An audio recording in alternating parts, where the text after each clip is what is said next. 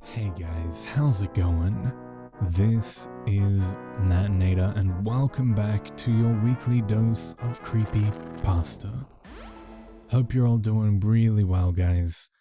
Just want to say thanks for being here, still listening along after all this time.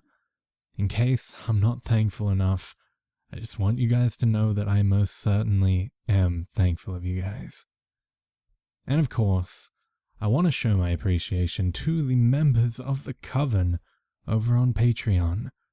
Shoutouts as always to the Disciples, Patrick White, Common Sense Connoisseur, Rashad Koake, Mellow Moopies, Adrian Velasquez, and Trevor Payden. If my opening bit wasn't enough, you guys in particular should know that I'm indebted to you. Thank you so much. Now, as always, turn out the lights, get comfortable, and let the story begin.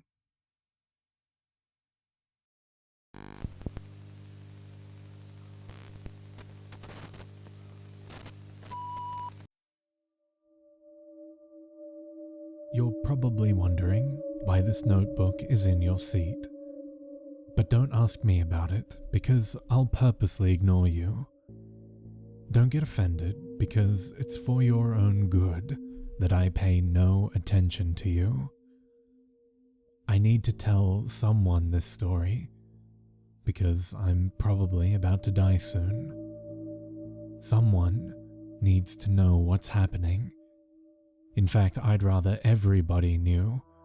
So copy this and put it on the internet when you get home.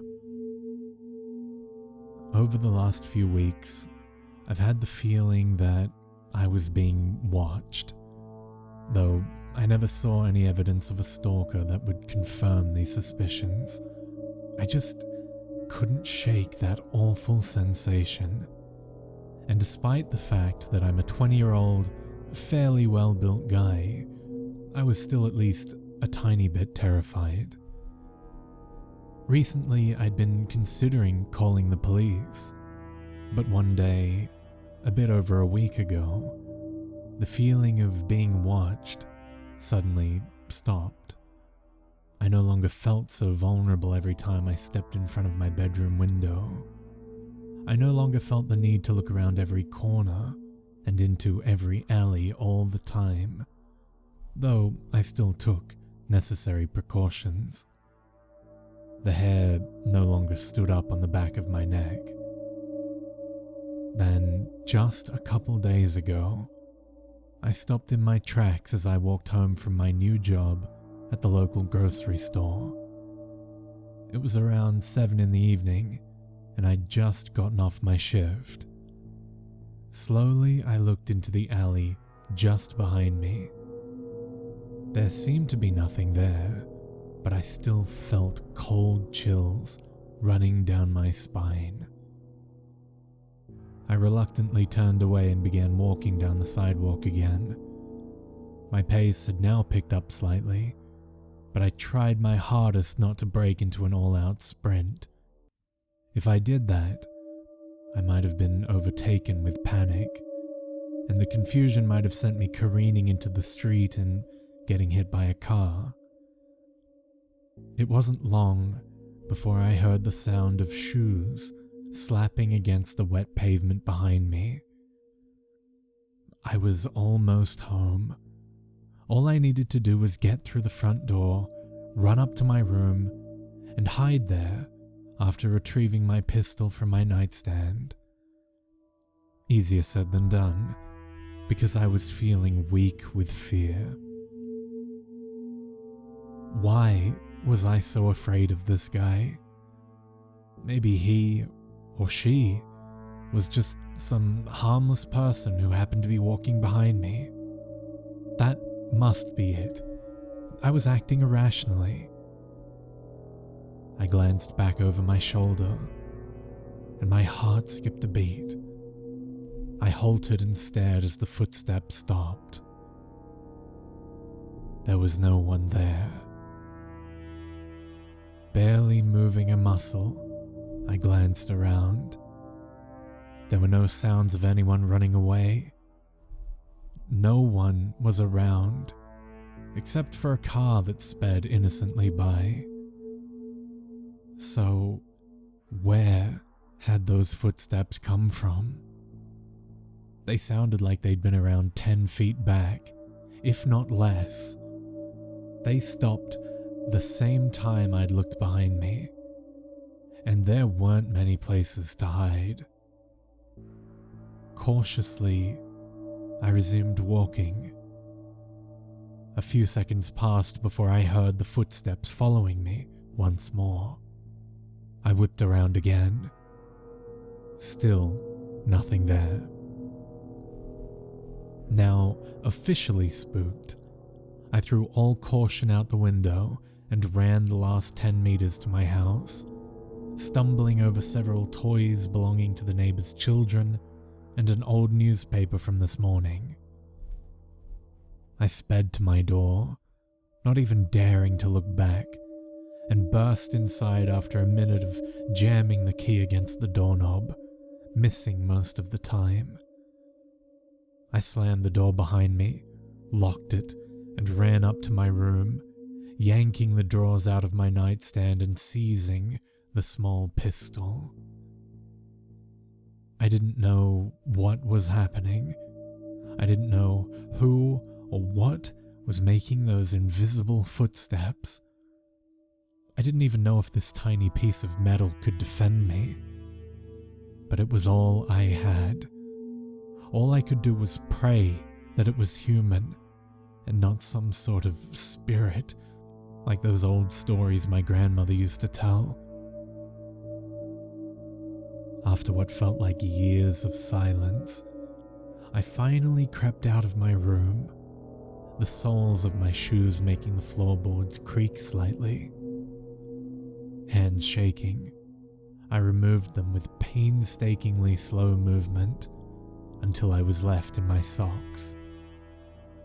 Down the stairs I went, holding up that tiny gun and ready to shoot anything that moved. I suddenly felt very lucky that I didn't have pets yet. As I went, I tried to think rationally. Couldn't it have been my imagination? There was no way anyone could be following that close behind, then dive out of sight the very second I turned around. Unless this stalker was a ninja or something like that, it couldn't be possible. Maybe I was just overworked from my job as a cashier instead of writing like I... Tap, tap, tap. I jumped a foot in the air and swung my gun toward the window by the front door. Curtains hung in front of it and blocked me from seeing who was outside. Kids throwing rocks? No, too rhythmic. My heart leapt in my throat as the window tapped again. Maybe it was just a bird. Just a bird. Just a bird. I crept toward the window, gun held at the ready, and reached for the plain blue curtains. Tap, tap, tap. A split second of agonizing hesitation passed before I yanked the curtains to the side and stared out the window. Nothing. No more tapping came, and I exhaled deeply. Maybe it was gone. All was well and good, until I turned around in time to see a stack of dishes slide off the counter and shatter all over the floor. "What the fuck?" I blurted, almost dropping the gun. Staring at the dishes on the floor, I sidled to the stairs. My eyes never left the pile of ceramic shards. As I set a foot on the bottom step, I heard a noise upstairs and quickly turned to look. I swallowed nervously as the sound of footsteps echoed in the hall. Thump, thump, thump. "I have a gun!" I screamed, whipping around and pointing the pistol upstairs. The footsteps stopped, and I realized that revealing the fact that I had a deadly weapon wasn't really the best idea. I stepped back toward the front door. Everything was now silent, quiet enough to hear a pin drop. Thump. I froze and looked toward the dark corner by the refrigerator. There, a person seemed to be blending in with the shadows, but it obviously wasn't taking extensive care to be quiet. I slowly pointed my gun at it, my hands trembling. "Who are you?" I stammered. Why are you in my house?" A chuckle sounded from the corner, and I was taken aback at how young it sounded. The person making it couldn't be any older than 17 or so. "I just want you to be my friend."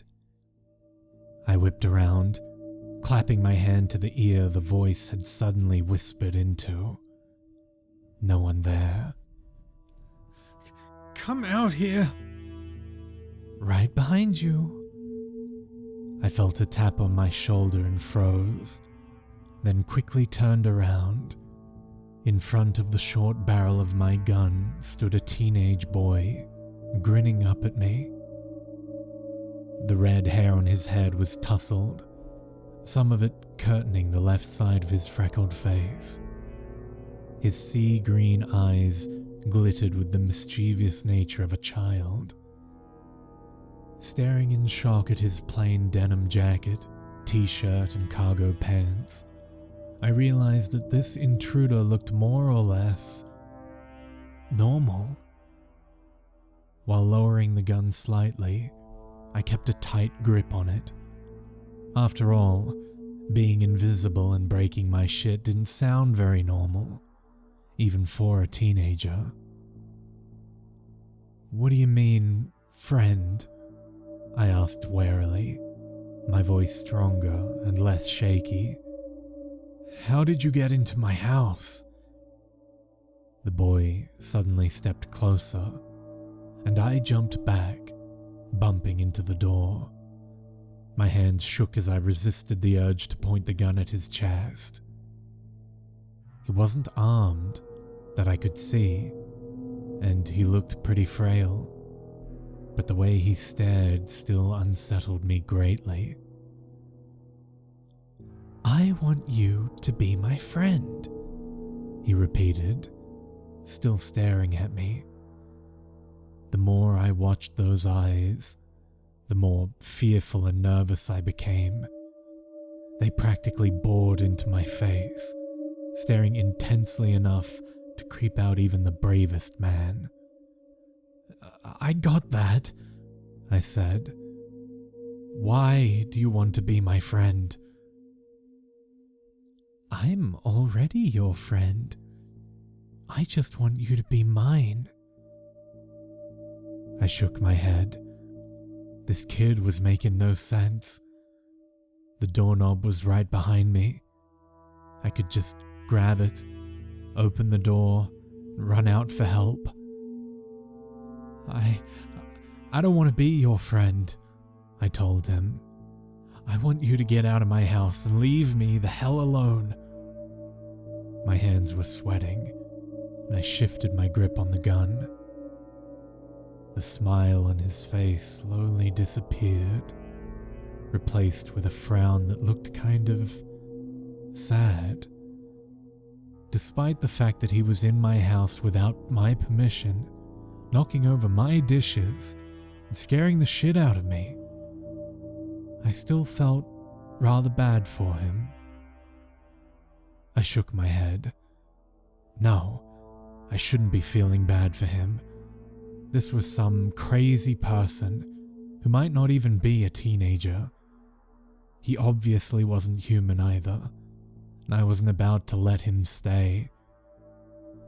"Look, kid," I growled, resting my finger on the trigger. "I am not your friend, so get the fuck out of my house. I don't want you here. Go pester somebody else." The boy just stood there, staring at me still. I gritted my teeth, getting angrier, and stepped to the side, unblocking the door. "You have 3 seconds.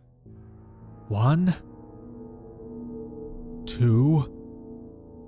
He still stared at me, not moving a muscle. The expression on his face was now angry as well. 3.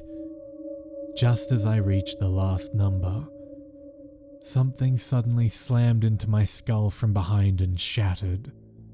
A sharp, agonizing pain shot through my head, and I crumpled to my knees, dropping the gun. "You don't want me as a friend?" the boy asked coldly. I looked up to see him glaring down at me, his hands balled up into fists. I then looked at the floor beside me and stared at the shattered glass vase. My head pounded again. "You're just like everybody else. No one ever gives me a chance, all because I'm not even normal." He knelt in front of me, his hair falling in front of his face. My head still hung as I stared at the gun between my legs. This thing probably wouldn't be affected by a bullet anyway. But I still had to try. I wasn't going to die like this. The boy continued. "I don't even know why I'm like this. All I know is that a train hit me, and now I'm just a broken ghost. But my friends, they weren't happy to see that I was back at all." My hand slid toward the gun, but the boy paid no attention. "And I killed them. I killed them." His voice suddenly sounded choked and forced, and I looked up. Shining tears ran down his face, but he wiped them away and glared at me again. A horrible crack rang through the air as his head leaned painfully to the side, the bones in his neck protruding behind the skin. Black and purple bruises spread across his face. Dark blood ran down his forehead, matting his hair down and painting it a deeper shade of crimson. His clothes became soaked, and a pool of blood formed on the floor around him. My eyes widened in horror. "You're just like them," he repeated, blood dripping out of his mouth. We both moved at the same time. I swung the gun up at him and fired, while a chef's knife flew at my head from behind the boy. Bang! Thump. I stared at the boy's unscathed chest, breathing heavily. The knife had missed me by 1/2 inch or so, just grazing my hair, and was somewhere behind me. Behind the boy, whom I now accepted as a ghost.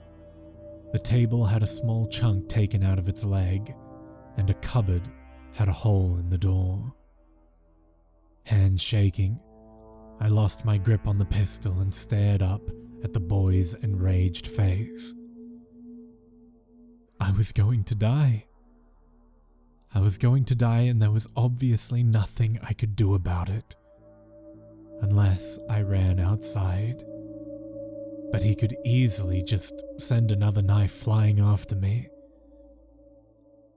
Don't even think about it. A chair zoomed toward me as I stood up, but I jumped out of the way before it could hit. I was going to run away and find the police. It was better than dying a pathetic death at the hands of some teenage ghost with an attachment complex. Sirens began to wail in the distance as I reached for the doorknob. A small smile flickered on my face, a glimmer of hope emerging. The neighbors had heard the gunshot and called the cops. Before I could open the door and escape, another object slammed into me, falling to the floor with a clang. My knees buckled and hit the floor, and my spinning head thunked against the door frame. The ghost hissed something behind me, but I couldn't make it out.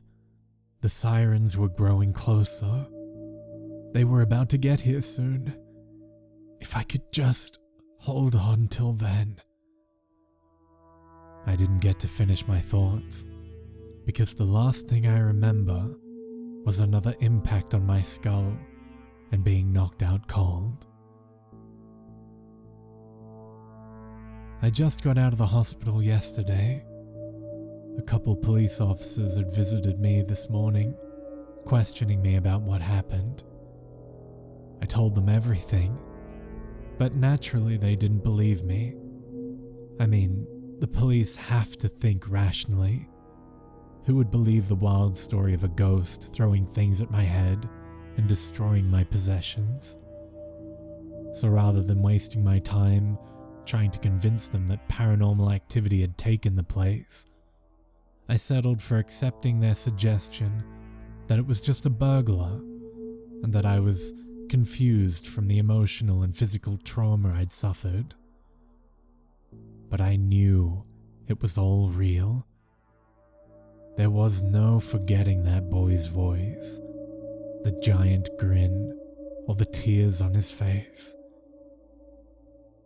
I'm taking the train to apply for a new job application now, but I know it's useless, because I have no use for another job. I can still feel him watching me. In fact, he's here right now, probably invisible from the back of the train car. I'm not sure if he knows I'm writing this, but I need to warn as many people of my experiences as I can. Looking toward the doors, I can see something flickering in the corner. I have to hurry. I'm not sure where you went, but when you come back and read this, make sure you don't look toward the train doors. He'll know what I've done, and he might come after you. There's no more hope for me now. He intends to kill me once I'm alone. Good luck. S.K.